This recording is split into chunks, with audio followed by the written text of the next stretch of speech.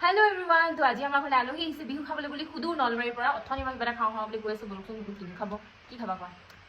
হইফ্ৰামৰ লগত জ্বালা আৰু নিমখ দেখা পাইছে আছে হইফ্ৰাম কি বস্তু তোমাক চোন কৈয়ে আছো তেতিয়াৰ পৰা আমি হইফ্ৰাম খাম বুলি আৰে কি বস্তু হয় এইটো কৈ দিয়া ন কি বস্তু তুমি চিনি নাপাও না নাই এইবোৰ হইফ্ৰাম চফ্ৰাম এইবোৰ নাই তে পকা মিঠাল খাব না পকা মইফেল কি বস্তু এতিয়া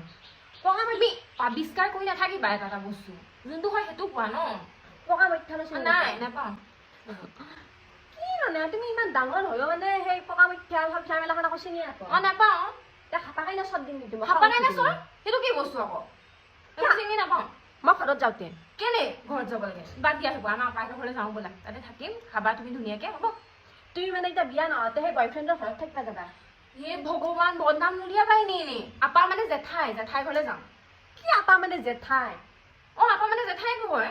আপা মানে জেঠাই কোনদিনা হ'ল আৰে আপা মানে জেঠাই আপুনি যুগৰ পৰাই জেঠাই আছে কি আপা মানে হ'ল ল'ৰা মানুহ আপা বুলি কয় গম পাইছা ল'ৰা মানুহ আমাৰ ইয়াত ল'ৰা বুলি কয় আপা নকয় দেখিছা জেঠাই কোনদিনা পৰা আপা বুলি কোৱা হ'ল সেই সত্তৰ যুগৰ পৰাই কয় আমাৰ আহোম মানুহে বস্তু ঘৰতে যাম দে মই তুমি মোক গালি দিলা হয়নে গালি দিলা খচ্চৰ বস্তু খা তই খা